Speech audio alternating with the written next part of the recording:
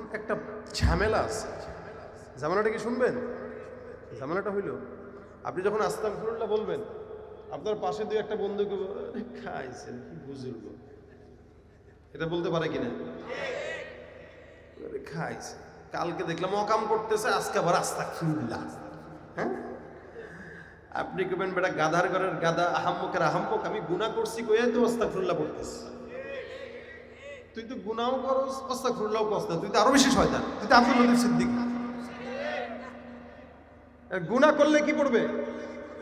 আস্তাগফিরুল্লাহ। কেউ যদি পাশ থেকে আপনার বুজুর্গ কয়, আপনি কবেন আমি তো বুজুর্গ হওয়ার চেষ্টা করতেছি, তুই তো বেটা শয়তানি থেকে গেলি।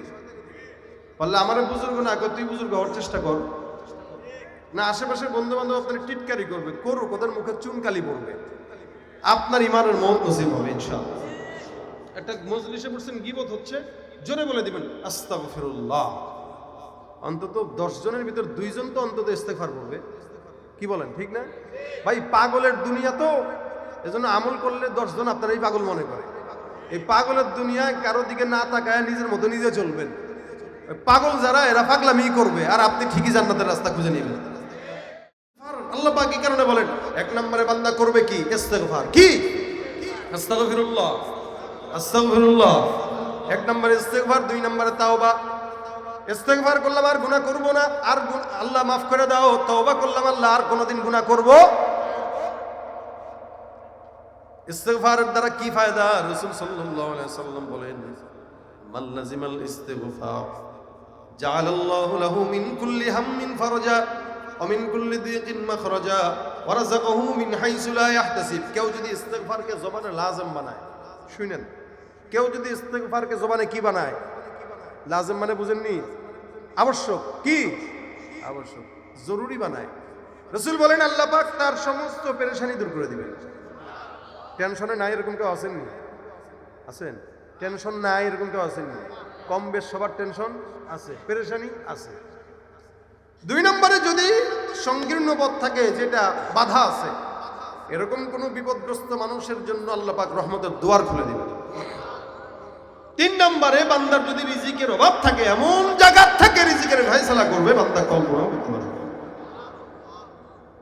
হাদিসটা আমার রাসূল বলছেন, মিথ্যা না। কি? হাসান বসরির নাম শুনছেন? দেখেন, এটা বললে শেষের দিকে যাইতেছে, খালি মাথায় রাখেন যেন কথাটা বাসা পর্যন্ত নিতে পারে। হাসান বসরি রহমতুল্লাহ আলাইহি একবার বসছেন খানকায়, একটা লোক ঢুকছে, ঢোকার পরে ডাক দেয়া কয়, হুজুর আমার এমন কোনো গুনাহ নাই যে গুনাহ করি নাই, একটা ছোট্ট আমল শিখাই দেন যে আমলের কারণে আল্লাহ পাক আমাকে জান্নাত দান করবেন, মাফ করে দিবেন।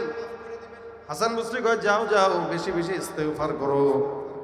ওই বান্দা উঠে গেল। আরেকটা লোক ঢুকছে, হুজুর আমার এলাকায় আসমান থেকে বৃষ্টি হয় না, এমন একটা আমল শিখায় দেন যে আমলের কারণে আসমান থেকে কি আসবে? বৃষ্টি আসবে। হাসান বসরি বলেন, যাও ইস্তেগফার। 2 জনেরই কি দিলেন? প্রথম জন কেন আসছে?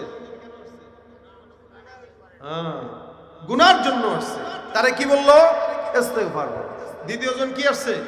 বৃষ্টির জন্য, তারে কি বললো? তৃতীয় জন এসে কয়, হুজুর আমার সম্পদ নাই, দোকান আছে, বেচা কিনা নাই। ব্যবসায়ীদেরকে যদি খালি জিজ্ঞেস করেন, ভাই ব্যবসা কেমন? তো ভাই সারা বছর গলা শুনে, বাণিজ্য ভালো না, ব্যবসা ভালো না। হাসান বসরি কয়, ব্যবসা ভালো হয় না? কয় না। সম্পদ নাই? বলো না। যাও ইস্তেগফার করো। কি? আরেকজন লোক ঢুকছে, ঢুকার পরে কয়, হুজুর আমার সন্তান নাই, বিয়ে করছি অনেক বছর। আমাদের দেশে সন্তান না থাকলে সোজা পাগলা মাজারে চলে যায়। কি ঠিক নেই? খাজার দরবারে মাজারে যায়, বাবার কাছে সেজদা দিয়ে সন্তান যায়, আর বউরে নিয়ে যায়, বাবা ফু দিয়ে দেয়। আচ্ছা বলেন, বাবার কাছে যায় যদি বউরে নেন, আপনার কি মনে হয় বউরে বাচ্চা দেওয়ার ক্ষমতা বাবার? কিছু কিছু বাটপাট তো আছে, কয় ঠিক আছে যা, বউরে ইতিকাফে রেখে যাইস 1 মাসে। আর আপনি যদি খাজার দরবারে বউরে 1 মাসের ইতিকাফে রাখেন, ও সুমন্ত ছু কালিকুতার গুটু ফুইরা ফুটু দিয়া দিব মনে করছে বাচ্চা হইব না। আর 1 মাস পরে ওই বউ রিটার্ন নিতে আসেন, ওই বউয়ের গর্ভে যদি সন্তান হয়, ওটা আপনার না, আপনার বাপের সন্তান। কথা ঠিক কিনা? মাজারে সেজদা দেওয়া যাবে, মান্নত করা যাবে, চাওয়া যাবে। গিরগিরিয়ার মাজার পূজা চলছে দেশটা জুড়িয়া, শিরকি আর ভণ্ডামিতে দেশটা গেছে ভরিয়া। পূজা চলছে দেশটা জুড়িয়া, শিরকি আর ভণ্ডামিতে দেশটা গেছে ভরিয়া। গাজার কলকি টান মারিয়া, গাজার কলকি টান মারিয়া দেখায় খাজার শান। ওরা শিক্ষিত শয়তান, ওরা শিক্ষিত শয়তান, ওরা শিক্ষিত শয়তান। আসনা নাই যেখানে যাই ভেজালেতে ভরে গেছে দেশটায়, ব্যবসায়ীরাও রাতারাতি কালো টাকায় হাত রাঙায়। আপনারা মনে করছেন এক স্বৈরাচারীর বিদায় করে দেশ শান্তি পেয়ে গেছেন দেশে? একদল ক্ষমতায় থেকে চুরি করছে, আর একদল নাই, সেই চুরি করা শুরু করছে।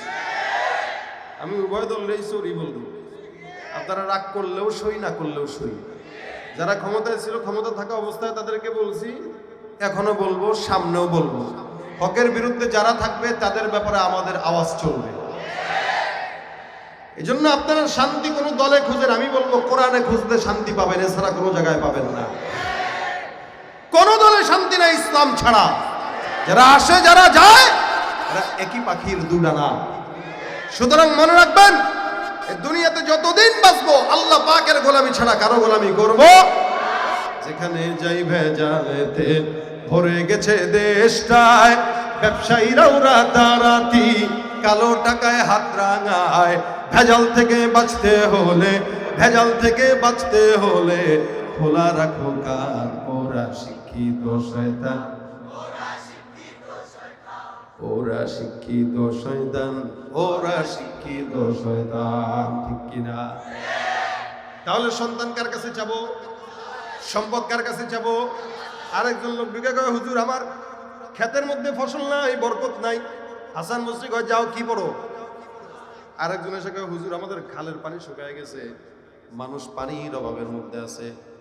হাসান বসরি রহমতুল্লাহ আলাইহি ডাক দেয়া কয়, যাও যাও বেশি বেশি কি পড়ো? ইস্তেগফার। এতগুলা মানুষ আসলো, সবাইকে একটাই আমল, ইস্তেগফার। পাশ থেকে কিছু মানুষকে, হুজুর বুঝলাম না, সবাই একটাই আমল দিলেন। দেখবেন কিছু ডাক্তার আছে এলাকায়, হাতুড়ে ডাক্তার। জ্বরের জন্য যাবেন না পায় এক্সট্রা, মাথা ব্যথার জন্য বলবেন না পায় এক্সট্রা, পেট ব্যথার জন্য না পায় এক্সট্রা, মানে হে না পায় এক্সট্রা দিয়েই চলবে। বুঝি একটাই। মানে আপনারা কি মনে করছেন হাসান বসরিও না পায় এক্সট্রা দেনেওয়ালা ডাক্তার? উনার পাশের লোকটা বলতেছে, হুজুর কি এমন আমল এটা যে বারবার একটাই দিলেন? হাসান বসরি কয়, শুনো, বুঝবা না, এই আমলটা আমার দেওয়া নয়, আমার পীরের দেওয়া নয়। এই আমলটা আমার আল্লাহ পাক রব্বুল আলামিন কোরআনে বান্দাকে আমল দিয়েছেন। সুবহানাল্লাহ। আল্লাহ পাক ডাক দিয়া বলেন, ফাকুল তুস্তাগফিরু রাব্বাকুম ইন্নাহু কানা গফফারা। তোমরা ইস্তেগফার করো, আমি আল্লাহ বলছি, কেউ যদি ইস্তেগফার করে আমি আল্লাহ ওই বান্দার সব গুনাহগুলো মাফ করে দিব। ইউরসিলিস সামা আলাইকুম মিদরারা। আসমান থেকে বৃষ্টি যদি না আসে, বান্দা ইস্তেগফার করো, আসমান থেকে বৃষ্টি দিব আমি আল্লাহ। ওয়ায়ুমদিদুকুম বিআমওয়ালি ওয়া বানিন। সন্তান নাই, সম্পদ নাই, ইস্তেগফার করো, আমি আল্লাহ সন্তানও দেব, সম্পদও দেব। সুবহানাল্লাহ। ওয়াজআল লাকুম জান্নাতি ওয়াজআল লাকুম আনহারা। ক্ষেতের মধ্যে ফসল নাই, ইস্তেগফার করো, ফসল দেনওয়ালাও আমি আল্লাহ।